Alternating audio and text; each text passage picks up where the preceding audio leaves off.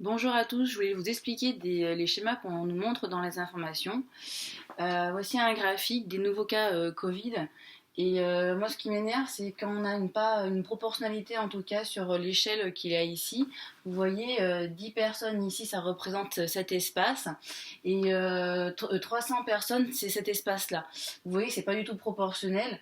Et en fait, ça fausse tout ce qu'on peut analyser sur le graphique.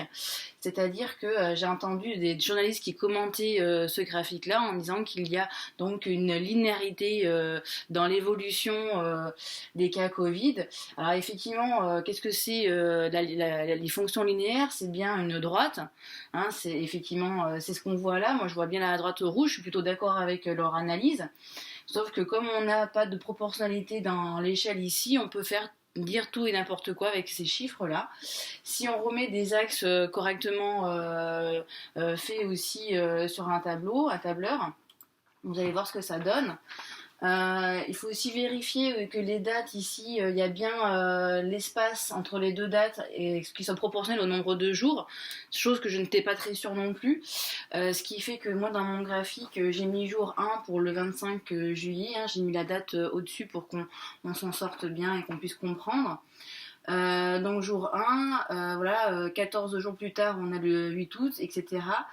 J'ai pris les valeurs à chaque fois données ici. Donc le 25 juillet c'était environ 20 cas. Le 8 août, là je savais pas trop quoi prendre entre la vraie valeur qui était ici, qui était environ 75 cas, ou leur moyenne en rouge, donc entre 20 et 50. Moi j'ai mis 70 cas pour juste voir un peu une valeur, mais on pourra essayer avec 35, etc. Donc après aussi je suis un peu ennuyée pour le 17 septembre où en fait on a une valeur moyenne ici avec entre 100 et 200, donc j'ai supposé que c'était 150, mais vu que leur échelle elle est un peu foireuse, on peut pas trop savoir si au milieu entre 100 et 200 c'est bien 150, c'est un petit peu embêtant. Et donc vous voyez sur ce graphique là, hein, quand je reprends les valeurs de ce graphique là, mais qu'on a donc une proportionnalité sur l'échelle, sur le graphique qui est ici, sur l'axe qu'il y a ici, et bien on voit bien en tout cas qu'il y a une augmentation rapide ces derniers temps, hein. Donc là on voit que c'est sur 100 jours, hein, donc fallait le savoir, hein, entre le 25 juillet et jusqu'à donc avant-hier, le 28 octobre, on a donc la progression sur 100 jours, et donc on voit bien que ça commence doucement, en tout cas courant le mois d'août et de septembre, et que c'est à partir en fait de fin août ou début septembre que ça remonte en flèche. Voilà, donc tout ça pour dire que attention aux graphiques que les médias nous donnent, parce que du moment qu'on n'a pas une proportionnalité ici, ça veut dire que l'allure de la courbe est complètement faussée.